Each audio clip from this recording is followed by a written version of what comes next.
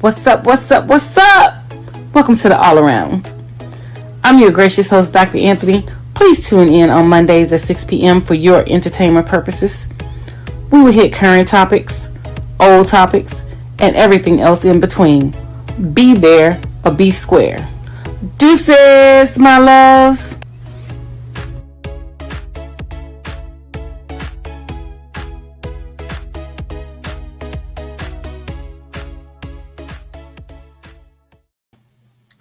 Hi, welcome to another great episode of the All Around. I am your gracious host, Dr. Anthony, and we have some exciting things that we're going to discuss today with you. Ida B will not be in the house tonight. We send our love and our condolences out to her. Her father passed away, so we, it's heartfelt, and like I said, we send our support and our love out to her. But I will be joined by my producer, Mark Lee. And we will be discussing some things.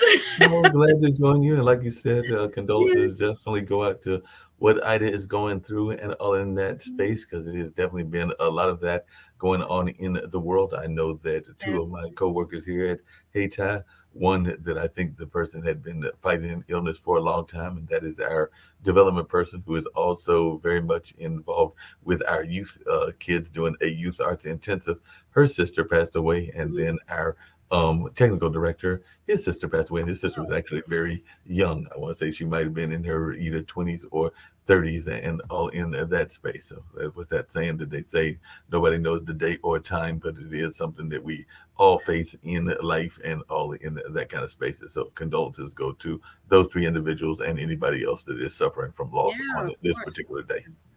Of course. I mean, it's insane.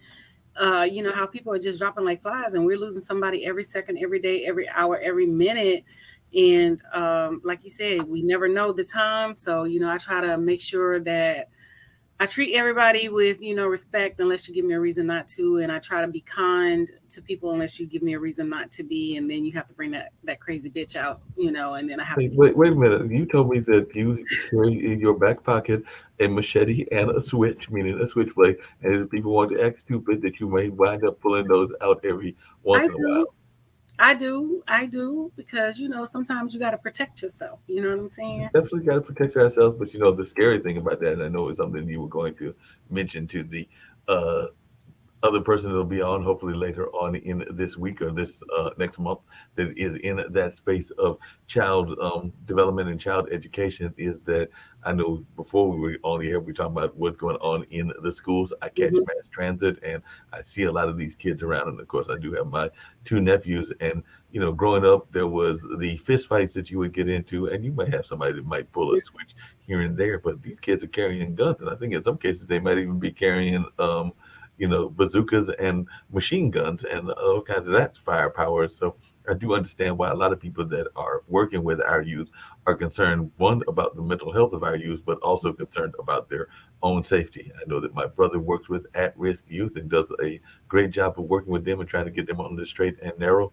But, it is something that in the back of my mind, I am concerned about, because I don't know, while he's playing video games with them and doing other things to help encourage their study habits and do other things to get them out of the bad lifestyle, I don't know that there might not be a time that he runs across a bad apple that may cause other kinds of disevil and and harm and all in that space. So it is something that we oftentimes worry about, whether it is law enforcement friends that we have or whether it's folks that are working in the teaching profession, because we know, one, y'all don't get paid enough, and two, y'all are oftentimes put in the way of danger and all in that kind of space.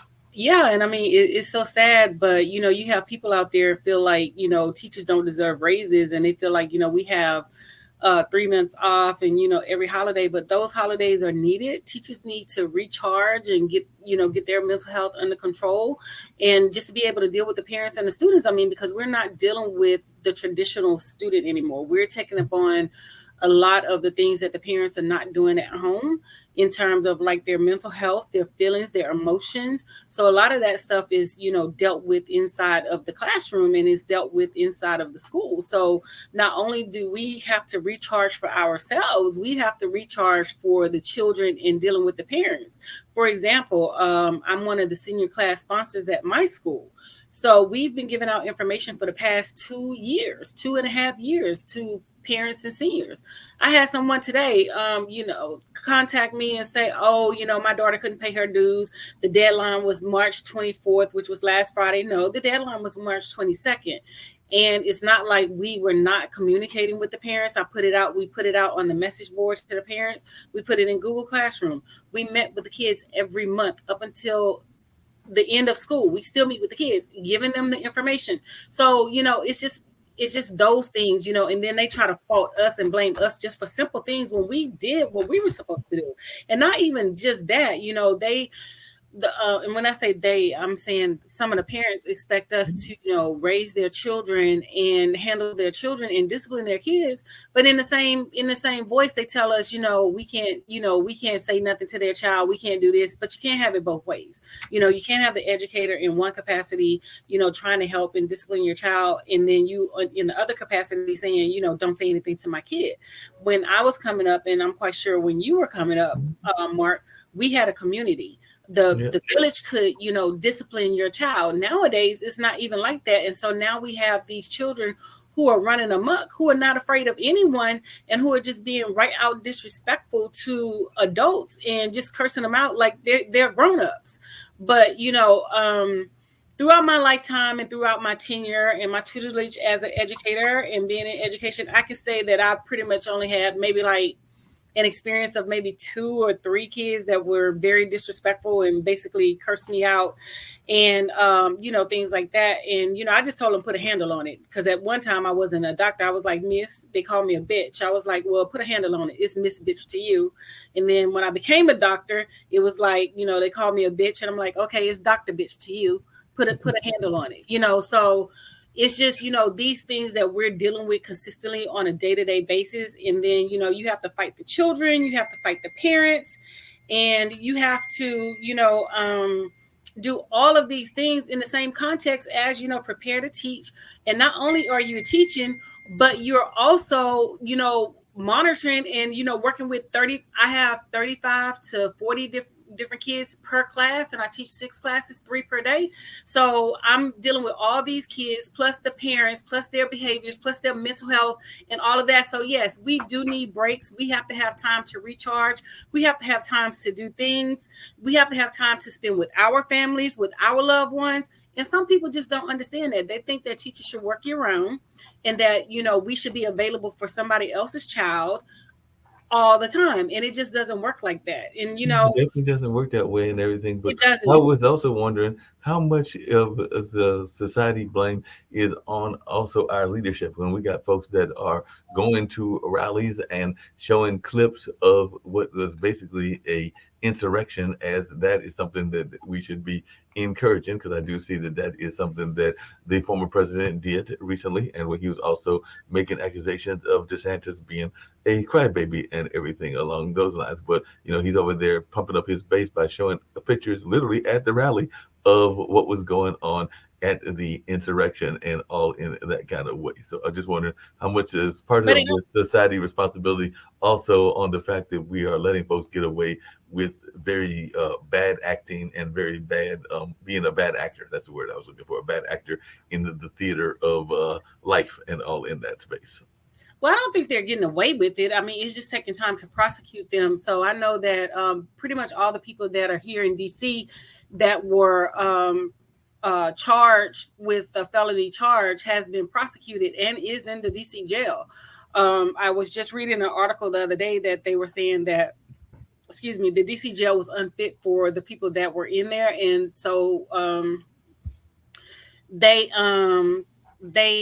basically went to the jail, looked at the jail, and they were, saying that the jail is not unfit, is very not nice, but is up to par, is up to standard for the people that were convicted. So I'm assuming that they're trying to get transferred to another facility, but that was short-lived because I think Republicans are saying that the jail was unkept. But I'm glad you mentioned that, and because it also ties hand in hand to education. Mm-hmm. When you dumb down education, you have a people that is not educated and don't understand. So if you don't understand and you're not educated, you don't understand how history repeats itself. And so if we're not pushing out things where the people now that are coming through the school system are being properly educated, we could possibly have another type insurrection or another coup where they're trying to overthrow the government because they don't understand the power, the systems at play. Also, you mentioned DeSantis, and there's an article that was out today that stated he basically the school system took out the show about Ruby Bridges, and everybody know who Ruby Bridges is. She helped segregate the schools in New Orleans, Louisiana, and was it Louisiana? I think it was Louisiana. She helped integrate the schools there, and so they basically removed any material about her and what she did. So basically, what they're trying to do is wipe Black history off the map, and take out the accomplishments, which Black history is American history, because without Black history, there is no American history. So basically, he's trying to say that what they're teaching in schools to the youth in terms of Black history is not adequate and is not up to par and is not good for the curriculum, basically. Everything falls back to the education. So if education is very much an important part of what goes on. Mm-hmm. And by the way, it was at the tender age of 6 that Ruby Bridges advanced the cause of civil rights in November of 1960, so a couple of years before I was born and everything, when she became the first African-American student to integrate an elementary school in the South. So, yes, she was born in Mississippi, but when Ruby was 2 years old, her parents moved their family to New Orleans, Louisiana, a part of the world that in search of better work opportunities. Ruby's birth year coincided with the U.S. Supreme Court landmark ruling in Brown versus the Board of Education, which ended racial segregation. And while there was all this resistance, she was the one that was thrown into the limelight there in Mississippi and Louisiana, when she, along with some other students, were sent to the all-white McDonald Elementary Schools. I don't know if McDonough is still around or not, but that is the school that they integrated and all along those lines. So that is what happened way back in 1960. I did have a quick question for you, and I was actually going to play a video. It's a video that I think you'll find interesting, because I'm always amazed, and we saw some of it going on with the whole concept of the what do you call it? The reclaiming of words, like folks using the N word in all of that space. The NWA comes to mind and everything. But there is a commercial that is out right now, and I'm hoping that this is the right one that I'm getting ready to play and everything, that it looks like some folks are trying to take on the beer industry, but also reclaim a certain word and everything. And yes, it does involve some of the people of a paler complexion, but it is a legitimate commercial. And I just wanted to know your thoughts after I play this commercial. It was all right with you, because they are trying to reclaim a word and all. So let's check out this commercial. Roll the commercial. Here's a little known fact. Women were among the very first to brew beer ever. From Mesopotamia to the Middle Ages to colonial America, women were the ones doing the brewing. Centuries later, how did the industry pay homage to the founding mothers of beer? They put us in bikinis. Wow. Look at this wild. It's time beer made it up to women. So today, Miller Lite is on a mission to clean up not just their but the whole beer industry's Miller Lite has been scouring the internet for all this and buying it back so that they can turn it into good for women brewers. Literally, good How, you ask? Ladies, take it away. First, we turn the bad into compost. Then we feed compost to worms. Push out beautiful fertilizer. That good helps farmers grow quality hops, which is then donated to women brewers to make their own really good But there's definitely more out there. In your attic, in the garage, in your parents' basement. Send any you got into Miller Lite, and they'll turn that into good too. Oh, so here's to women, because without us, there would be no beer.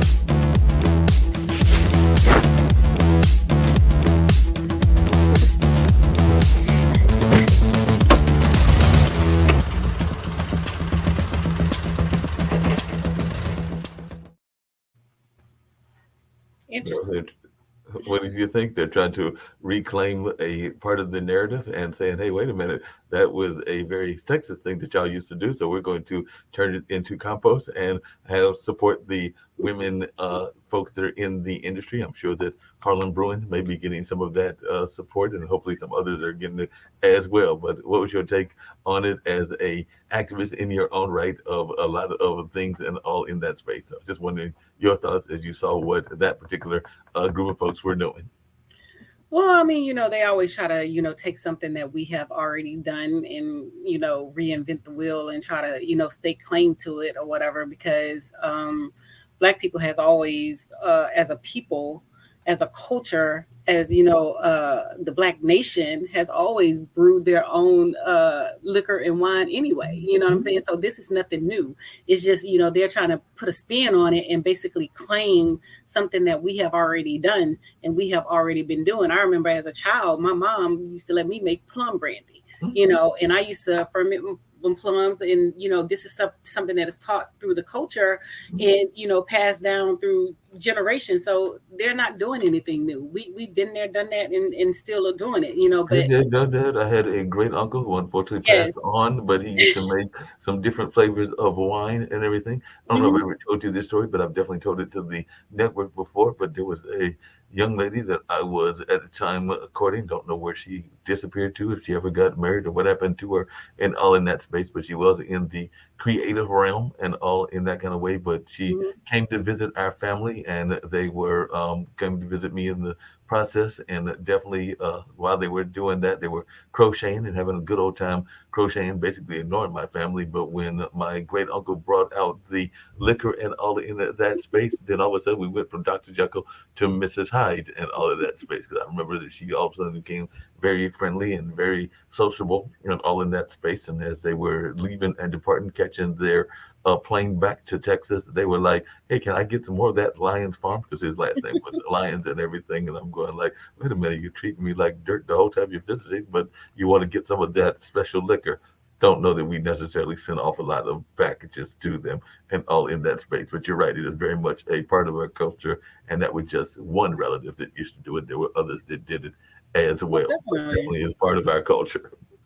I mean, even with the moonshine, we used to we started the brewing of the moonshine because they, back in the history, they would not allow, Black people and slaves to who were enslaved to even drink, even eat vanilla ice cream and a long line of a host of other things. Didn't we So create a whole industry there that were, they're trying to take away from us? Didn't we create a whole industry that yeah, they're but and that's the thing. We're so innovative, intuitive, and just have the natural know-how just to do things. Without us, there would be no them. They would still be in cave, eating unseasoned food, mayonnaise on so they everything definitely be doing that. Hey, but and Dr. Anthony, that's what I was pasta. talking about. What is one of the main sports that rednecks love? I'm not saying that they're the only ones that love it, but it's definitely very popular in the redneck circle and everything. But it's something that you just brought up. It was gun runners. A lot of them are not gun runners, but liquor runners. And a lot of them were of minority descent, whether they Mhm. were Native or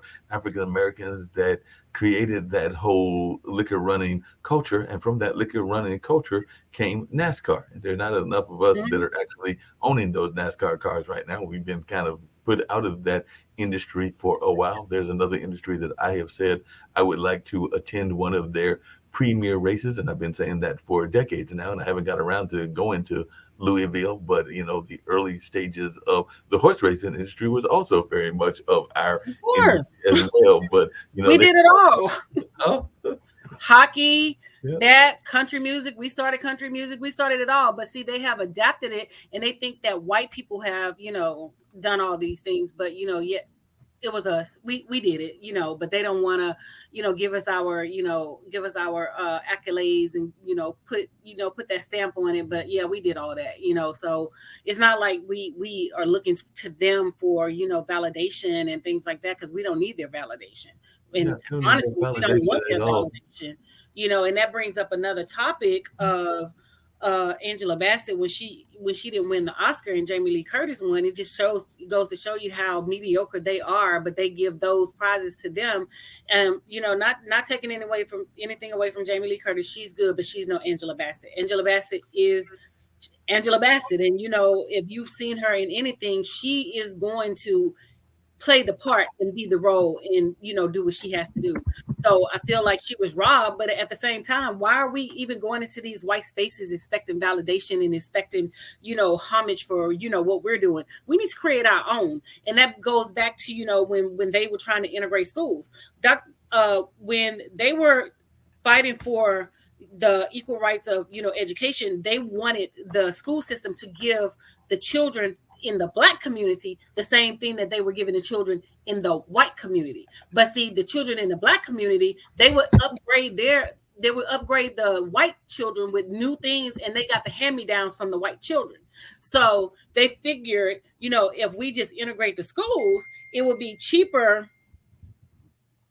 It would be cheaper than, segregation, and we just, uplifting and doing what we need to do or whatever. But when Dr. King realized that, he walked his people into the lion's den, he basically stated it, you know what I'm saying?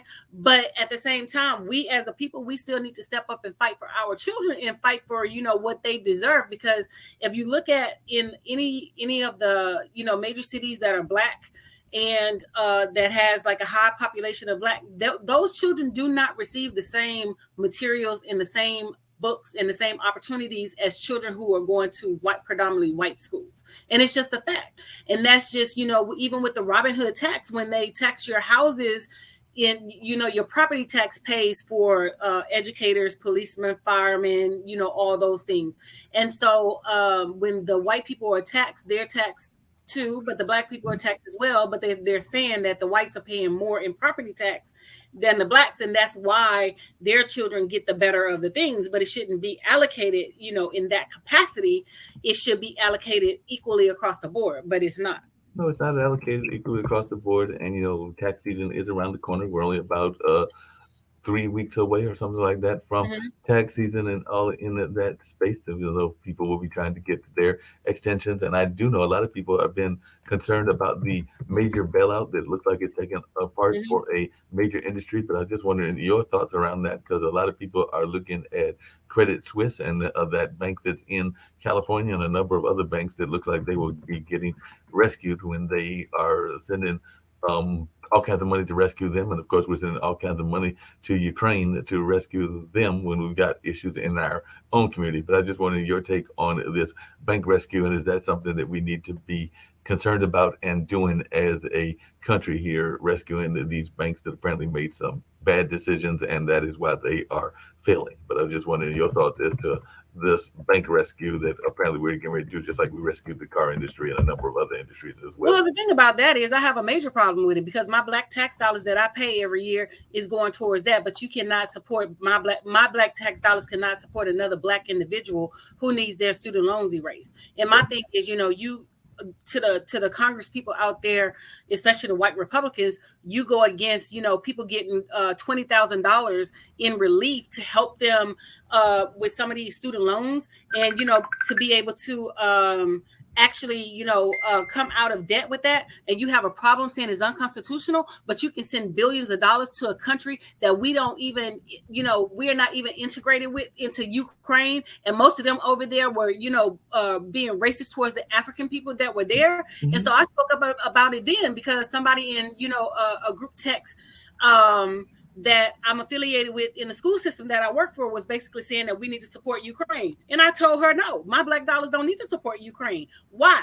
For what? No, it doesn't. It needs to support, things that we have here in our nation. And then to say that, they're going to spend billions and billions of dollars to bail out these banks, that's just asinine to me, because they keep doing the same thing over and over, and they know that these Republicans are going to bail them out. You know what I'm saying? But you have a problem with bailing out the people that are basically putting the brunt in on the taxes, which is the middle class. And you have a problem with bailing them out. So I definitely have a problem with that. And if people don't understand that, then, they don't understand how this tax stuff is, being allocated, and how it's just basically playing on the middle class system, because the middle class people like myself, you, and others, we are the ones that are taking the hit, not everybody else, because we didn't get no relief when they were giving out money for COVID and stimulus and things like that. They gave people who made way less than us the relief to help them in some sort of way, which I'm okay with that. But at the same time, you need to stop basically taking away from the middle class people and started supporting them as well, because we are holding the economy together and we are basically supporting everything. And without us supporting anything, the economy would definitely collapse. So yes, I do have a major problem with my black tax dollars going over to Ukraine and my black tax dollars supporting a bank in Silicon Valley. Yes, I do have a problem with that, because guess what? They are not hiring my people, which are black people and minority people, to work in these spaces to even, make a dent in the employment population of these situations. So yes, I have a major problem with them taking my black dollars, my black tax dollars, and supporting any of that. And it doesn't mean that I don't have sympathy for the people in Ukraine. Yes, I do have sympathy for the people in Ukraine, but I just don't feel like my money needs to go over there and support you. Other people that are in NATO need to step up. Other countries in NATO, they need to step up, and they need to put money out there, not just depend on the United States, because as you said, Mark, we have a lot of things that we have to take care of right here at home that we're not addressing right here at home. So yes, I do have a major problem with them giving my black tax dollars to Ukraine and giving my black tax dollars to a bank in Silicon Valley. When black people can't even. And the thing about it is, when you won't even give a black people a loan to even start a business, you have a problem with giving black people, home loans. And then when you do give black people home loans, you jack their rates up so high to try to make them lose and default on their loans, but they still coming through and not defaulting on their loans. So yes, I do have a problem with my black tax dollars. No, that makes a lot of sense. I do have another question, because Yes. The NCAA is going on. There are some underdog schools that are definitely making some noise, including San Diego. I think it's San Diego State, the Aztecs, and definitely the one from Florida Atlantic down there in Boca Raton, which is a very rich area and all in that space. But there are now a bunch of players that are going to enter the transfer portal. That means that they are going to enter the right to leave one school and go to another school. That's what they call the transfer portal, and all of those along those lines. And I was watching a video, I think it was from a couple of years ago, where Colin Kaepernick was making a parallel between the combines and what football players go through and slavery, because he was showing, and actually it was a video showing the athletes and what they do and all in that space. So I just wondered, what is your thoughts when you are watching our professional athletes? And then in some ways it does look like they are going through something that is very similar to the whole slavery aspect of what happened centuries ago. I mean, I stated this some years ago that it's like slavery. The only difference is you're being paid, millions of dollars, but it's still you're still being on the chopping block. You're still, they're looking at your teeth. They're taking blood tests. They're doing, all these type of tests on you to make sure that the money that they're investing in you, that you're okay with it. Because it was some years ago, one of the young men that was supposed to be drafted in the NBA, he was one of the high round draft picks or whatever. So when he got to the place where they were testing him, he found out that he had a heart condition, and they couldn't allow him to go into the NBA. So it's still the same thing. It's about them investing their money. So it's you're just on a different caliber and a different scale, but it's still the same thing, because they don't want you to have an opinion. They don't want you to say anything. Look at how the pushback came with Kyrie Irving. Look at how the pushback came with, LeBron James when he made the statement about Jerry Jones and him being in the picture. So, it's still, in a sense, it's still, slave mentality and the same things that they utilized in the slave trade. When they brought them, the enslaved people here, they're still doing it when it comes to professional athletes. So yes, it's just a higher paid slavery, and I do concur and I agree with him on that. Yeah, that's what he did. He did a whole video about it, and definitely some folks are. One of the things I've been hearing folks say is what can happen in the sense of our wealthy folks doing more in the community. Because I was having a conversation with a friend of mine who is definitely pro reparations, but she was wondering, where are the Oprahs and the Michael Jordans and others when wondering where they are when it comes to actually doing good for the community, because we do know we have a number of teachers and lawyers and definitely the athletes that are making plenty of money. So she was asking, why won't they pool their resources and create their own studios or their own teams or their own this or that? Well, But it's as- not. The thing about it is it's not that simple. So they have it fixed where if, for example, in the NFL, if a black person wants to buy a team, all the other owners got to agree that black person can buy a team. So it's not just to say that, we want to go and buy an NFL team, because that's not it. They have to be willing to agree to allow you to buy a team. So they're purposely not allowing black people to, purchase those teams. So my thing with that is, I've said this for years. We need to start our own leagues, and we need to start, petitioning and going to cities that has like black mayors or Democratic mayors and things like that or whatever, without the large stadiums, and we put our own stadiums and we put our own basketball facilities in those particular cities, and that's where we target, like the Michigan, maybe the Baltimore, DC, that's predominantly black, where we know that we can get this stuff passed or whatever. We need to create our own and stop relying on them to do anything when it comes to the black community, because how many times have we heard it? Yeah. I'm almost 49. I'll be 49 in May. So I mean, like, come on. It's still the same old rhetoric. It's still the same old hoopla. So it's just time that we step up and we start doing things for our own self. If we want Oscars, we need to create a black Oscars. So, even when it came with the Grammys, we need to create the black Grammys. So we don't have to, seek them for validation. We can have our own and our own award shows and support and put our own people on a pedestal and give them the accolades that they are rightly deserved. But there are some people that would argue that we've already doing that, and that's really what was created when the Negro League was created, and a number of other leagues in that space. And it sounds like you're saying that we need to go back to that and all in that kind of way. So that would be interesting to see if that is something that we need to look at. I mean, because I think it can happen. We have people that are doing the Black Wall Street. So not only with the Black Wall Street, we need to create, our own when it comes to, our leagues and things like that. Because we see how our athletes are being treated.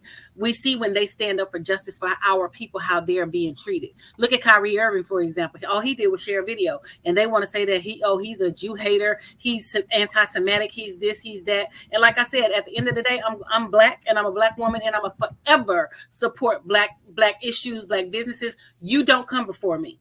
But the issue is they want us to support everything that they have going on, but we can't criticize. We can't do anything. And if we criticize, we're a hater. We're this, we're anti this, we're anti that. No, all we're saying is that we're supporting our own people, and we're not putting you before our own people, which, that's the case. We're not putting you before our own people. Even one of the actors, he said that he loves, he loves and he likes to date black women. So some of the other women in other cultures were upset and offended that he said that he loved black women, and that's what he preferred to date is black women. So why are you upset? Your white men don't say that they love to date black women. You know what I'm saying? The Asian men. But your buddy, and I'm being sarcastic. Why are you upset? Why are you upset when a black man says that he loves black women and he wants to only date black women? Why are you upset? I hear what you're saying, but what do you say to the young rapper who is apparently floating the notion again that he is a supporter of a certain politician? Who knows? Maybe he'll run for office himself as well. But apparently the rapper has Kanye West, also known as Ye, has turned to social media and claimed he likes Jewish people again, apparently regretting his anti-Semitic remarks that were condemned by many last year. So it seems that the musician realized that he can't get his dignity back without declaring love for Jewish people. So he shared a very meaningful post to describe new thoughts by making a comeback on Instagram Sunday. And he said, watching Jonah Hill in 21 Jump Street made him like Jewish people again. Let me tell you something. I don't like nobody. I don't care if you black, white, Jewish, Hispanic, polka dot, Catholic, Protestant, Baptist. I don't care. I don't like you. I don't like you. And it has nothing to do with, what you are and things like that. It's just about how you treat me and how we interact. If we don't interact, I don't like your ass. And that's just the bottom line. Being Jewish or not, I don't like people. So, it's when, you start placing these labels and these titles. But, what pisses me the fuck off is I have seen a lot of videos with Jewish people talking mad shit about Black people, how they don't like us and how, you know, they're being derogatory towards us, but nobody said that they were anti-Black. You know what I'm saying? So that same energy that you giving us is that same energy that I'm going to give you back. You know what I'm saying? So that's what you put out. That's what you receive from me. You know, so it doesn't matter, like I said, white, Black, polka dot, Catholic, Protestant, whatever the hell you are, non-denominational. If I don't like you, I just don't like you, period. Yep. Makes a lot of sense and everything in that space. I do have one other thing I was going to bring up in that way and all along those lines, but definitely that is very much the case, that folks are looking at these different folks and saying what they have to say in that regards also. So it'll be, I mean, and it's so funny that you said that, is because, like, I was reading a Facebook post on one of my a person that's connected to me on Facebook last night. So she was basically saying that she heard somebody like in their 30s, 40s or whatever, and they were in Panera and they were having a conversation, and they were saying, you know, like, whenever I go to, you know, like the closing to, you know, buy my house, I'm going to be negotiating up until the last minute. When I go buy my car, I'm going to get this certain type of car. So she took issue with the people having that conversation inside of Panera. And so I'm just like, okay, so people can't have conversations no more. People can't talk about, you know, their goals and what they're going to do anymore. And for a person that's uninvited to the conversation, for you to take issue with the person who was talking about their goals and their dreams and what they're going to do. And she looked at it as privileged. You know what I'm saying? Not the fact that people have to work hard and, you know, do whatever they have to do or whatever, but it's a privilege. So I was like, I responded.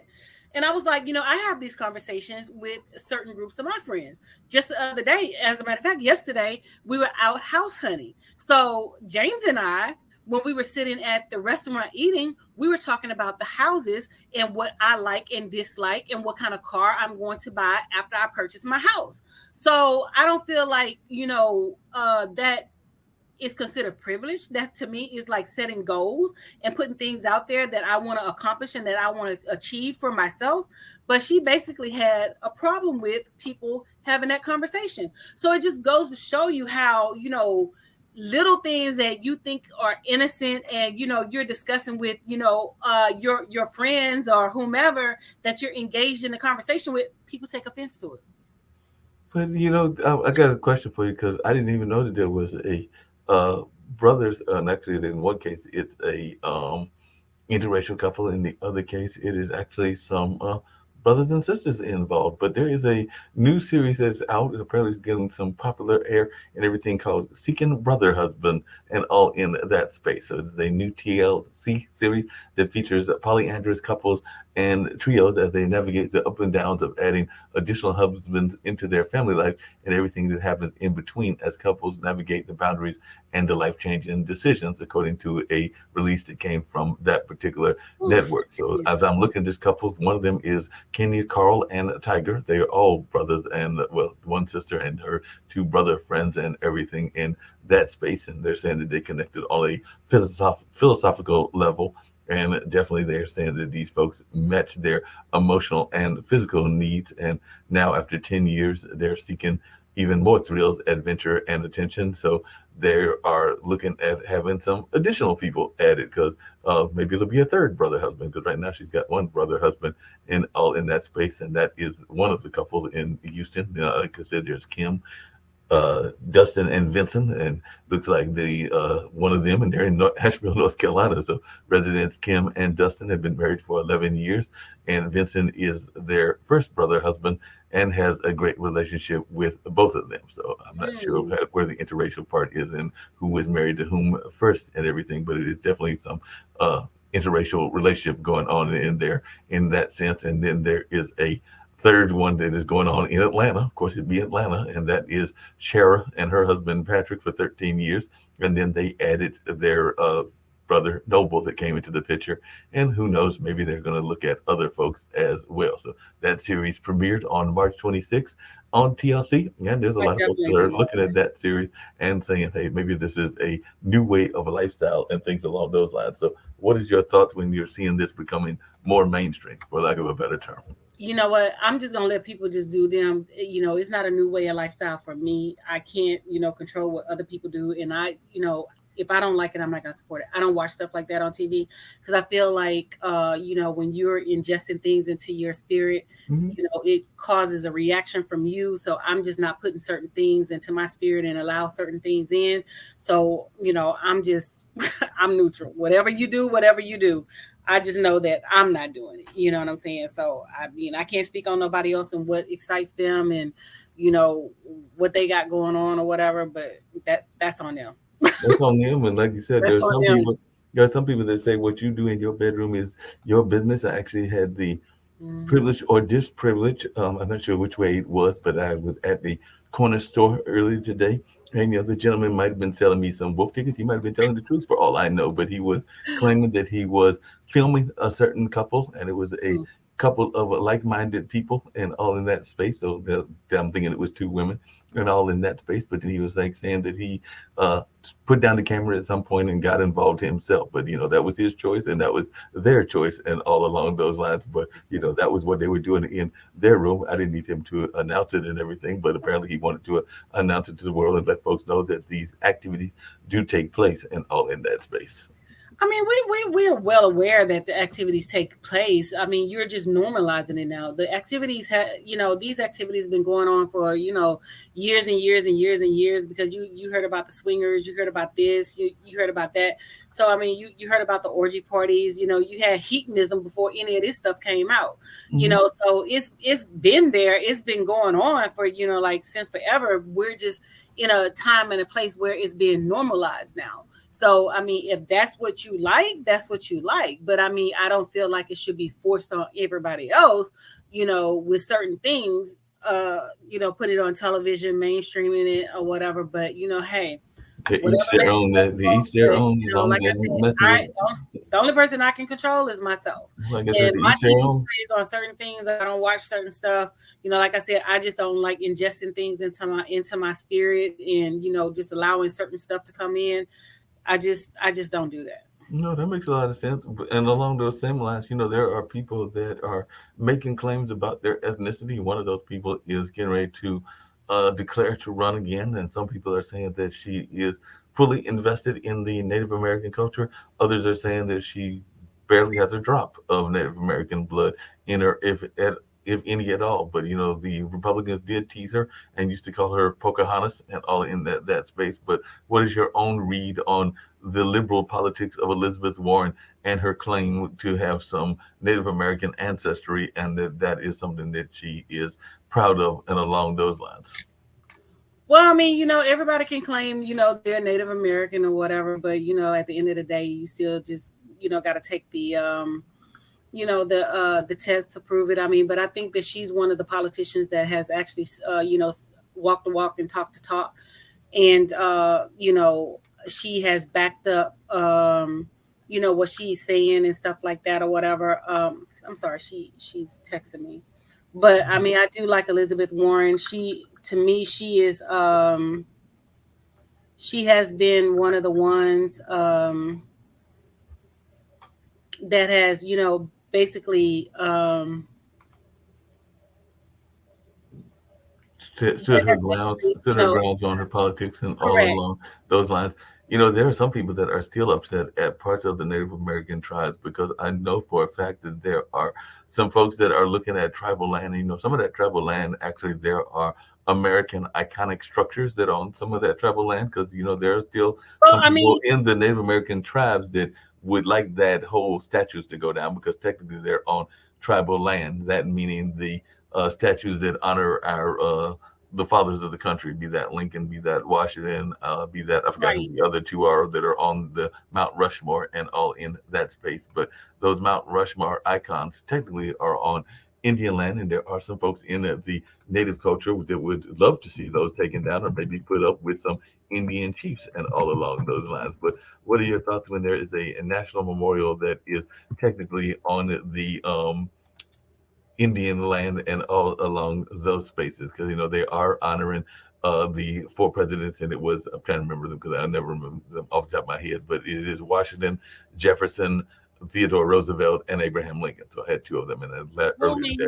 We didn't have a say in that. So I'm just like, I don't like to argue about things that I really can't control. You know what I'm saying? It was already done. And then they're doing crazy harsh, and stuff like that or whatever.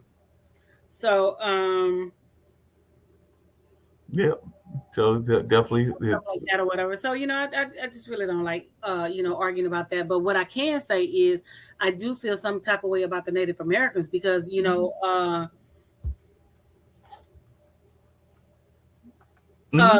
I'm sorry. I said, I do feel some type of way about the Native Americans because, the Native Americans, up until when they got the money, they would allow Black people to participate in, the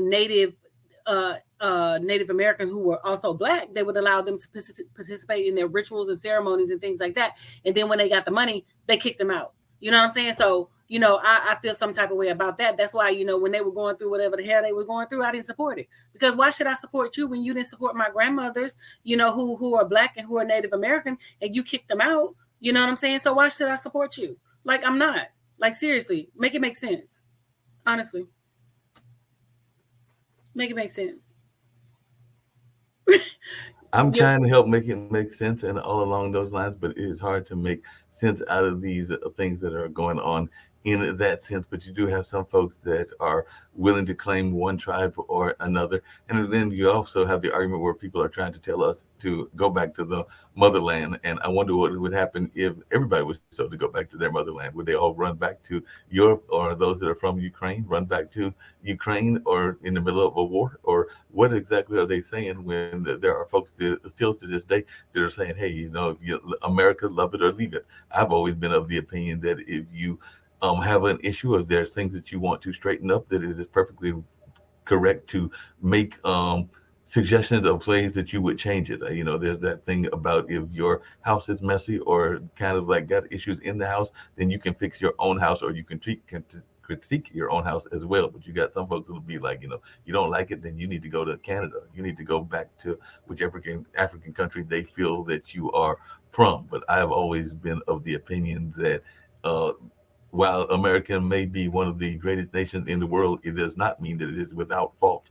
And that if there is fault, that we can make efforts to make changes within those faults to improve it. I mean, we've got you're in education. Don't we have one of the worst education systems in the sense of the way we rate according to other nations around the world and all in that space? Because we don't give enough support to our teachers, and some of the things that we are advocating are not the core values that you need. How much are we teaching financial literacy, and how much are we teaching even basic home economics? I mean, it's being taught. The question is, were you in class, and were you present when it was being taught? Right. I mean, just for example, I'm gonna use my class for example. So I teach foundations of technology and engineering. So for the whole semester, we've been working on structures. So at the end of this advisory, they have to build their bridges. But before that, we had to do prerequisites in order for them to understand what a trust is, what the terminology is, what the materials that they're going to be using to simulate and things like that. So why did I have the advisory and the grades are due on the 31st, which is Friday. So why did I have students just contact me today asking me what is my student ID and what is the group ID? So you sat in class the whole time, and when I asked you, did you need help, or did you need your student ID, or did you need the group ID, which I put on the board? I just didn't put their student ID on the board. I gave it to them individually. And I asked you, did you need this? You said no, you were good. You were logged in. But now that grades are due, I need my student ID, I need this. So it's not that the students are not being adequately given the information. They're not doing what they need to do with the information once they receive it. They're not paying attention. They're on their cell phones. They're doing God knows what. The parents call them during class, and I witness this all the time. The parents call them during class. So there's no value and there's no respect for educators, and there's no value and respect for education. So they feel that everything has to be given to them, and it just doesn't work like that. And then when a child fails, it's the teacher's fault. The teacher didn't do this. The teacher didn't do that. It's not my fault. I showed up every day. I did what I was supposed to do. It's you and your child's fault. You outnumber me 2/3 to 1/3. I'm just 1/3 of that equation. Y'all are 2/3. I can't go home with your child to make sure that your child read and do their homework. I can't go home with your child to make sure that your child is doing what they need to do, is in even in class, when I'm asking your child if you are okay, if you understand, the answer I'm getting is yes. But then at the same time, you are not okay. So you're not asking questions. You're not communicating with me. You're not doing any of the things that you need to do. But yet and still, you're faulting me for your lack of willingness, your lack of, aptitude, your lack of grit, your lack of, encouragement. You're faulting me because you didn't do what I asked you to do. So it's not my fault, because we show up all the time ready, willing, and prepared to help you and get your child through. So at some point, the accountability has to be placed back on the child and the parent. It can't always fall on the teacher. Yes, we play a role in it, but we are not that grand role, the one that leads the way. It has to be on the parents and the students, honestly. And then you can't compare apples to oranges anyway, because our school system is totally different from the school system abroad. If you take the school system in China, the children are not even allowed to disrespect their teachers. So these children over here are allowed to disrespect, curse out, say whatever, and then they're right back in class. So they have no respect for their adult educators, and they're not listening to what the adults are saying. Half of the children are walking around the halls and not receiving that seat instruction, because you have to be in your seat a certain amount of hours for you to get that instruction, and they're just not doing that. So it's not the children, it's the parents and the people that are in charge who are making the rules that don't enforce the rules and hold the children accountable. I mean, we have social psychologists that have stated this for some time, that the parents are scared of the administrators, the administrators are scared of the superintendent is scared of the board, and the children walking around doing this, and they're not scared of anybody. You know what I'm saying? So at some point, we have to place the blame where the blame is, and that's on the But along those same lines, I don't know. I saw you put Donna Ford's name on there, so maybe she's going to pop in, or the latter part, or we'll bring her on another week. Another day. But I did send you the link and all of that, just in case you want to pop in or just to join the conversation. But hopefully she'll join us very shortly, and all in that way. But how much concern should we have about what I alluded to earlier, which is the amount of kids that have weapons in their possession? And I know that some schools have a lot of security. Sometimes the security is even trained security in the sense of police force, and sometimes it's guards and all along those lines. But how much should parents and just society in general be concerned about this? I think you mentioned earlier today that there was another school shooting or another shooting that happened recently, and all in that space. So how much of this is a concern that we need to have when there is too much access to weapons and too much lack of discipline of our kids in general? Well, I mean, we should really be concerned, because there is no discipline when it comes to the children. And even in the home, when the parents discipline a child, CPS gets involved. And then there's no discipline when it comes to the school situation. You ask for the child to be disciplined, you ask for the child to be removed. The child goes out of the class for like 10 minutes. And wrapping up the other show, we'll be starting with Maxine very shortly. Sorry about that. Yes, that's fine. So we're at a catch-22. It's like a double-edged sword, so the children are not being punished, and they're allowed to run amok. And so, yes, we should be concerned about the behavior, the weapons, and everything that's going on at this present point, because it's heightened. And a lot of children are carrying weapons because they're being bullied. They're being beat up, on the way to school. They're being targeted from school. So they feel like they have to bring the weapons to protect themselves. And sometimes the weapons do get through the doors of the school, and it comes inside. I know that we had several situations at my particular school where weapons were brought on the inside. I'm just finding this out now, but it was happening at the beginning of school. The other day, I read an article where children were being shot at going to a school in DC. So, I mean, like I said, it's a double-edged sword, and it's kind of hard to not expect the children to have something as protection, because the second that they walk outside their front doors, they are targets. So I mean, we have to do something to protect the children, but we also have to do something to protect the adults, and we also have to do something to protect the community. So makes a lot of sense, and I know we're handing down, but one of the questions I ask is it different based on the cultures? Because I do know that you deal with a lot of Hispanic kids, and there are folks that are looking at some of our kids, and of course there are not enough attention paid to some of the other kids, because we do know that if we look at the drug culture, we can see the ways that the drug culture is treated differently. You know, crack and cocaine are basically the same thing, but if they are from a certain class and a certain race, you may get away with it because you are having access to the lawyers and all in that space. I just wonder if you could speak Well, I to mean, you know, things are different in that. I'm gonna just put it like this: when the black epidemic was happening with the cracking cocaine and things like that in the black neighborhood, Nancy Reagan said, "Just say no." There was no really initiatives put into place to combat, because we already know that the Reaganomics, which was her husband Reagan, had a war on drugs and had a war on the black community, and also even with what's his name for the FBI guy, I can't J. Edgar Hoover. When they had these wars against black people, and and she just said no. So to me, with that, to the other folks that are opioids, just say no. That's what she told us. Just say no. You know what I'm saying? So when I say stuff like that, they were like, oh, that sounds so far-fetched, that's so asinine. No, that's what she told us. So guess what? I'm giving that same message back out. Just say no.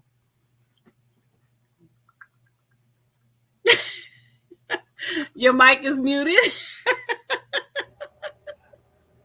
I was actually multitasking, as I oftentimes do, but definitely it'll be interesting to see what happens and all in that space, but it'll be fascinating and all in that kind of way.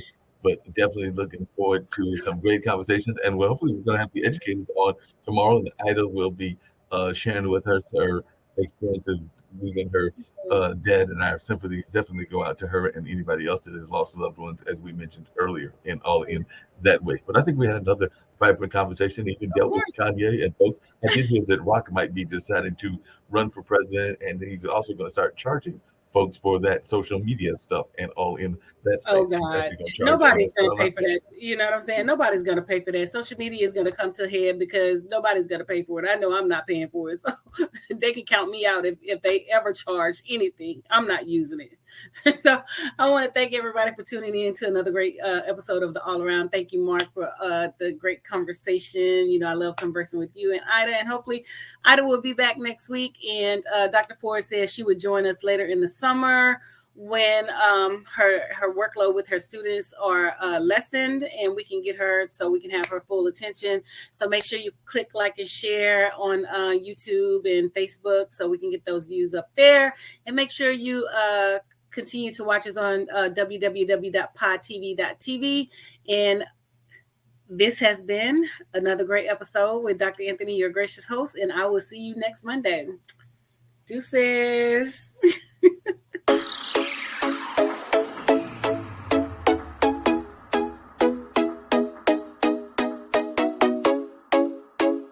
What's up? What's up? What's up?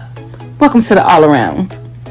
I'm your gracious host, Dr. Anthony. Please tune in on Mondays at 6 p.m. for your entertainment purposes. We will hit current topics, old topics, and everything else in between. Be there or be square. Deuces, my loves.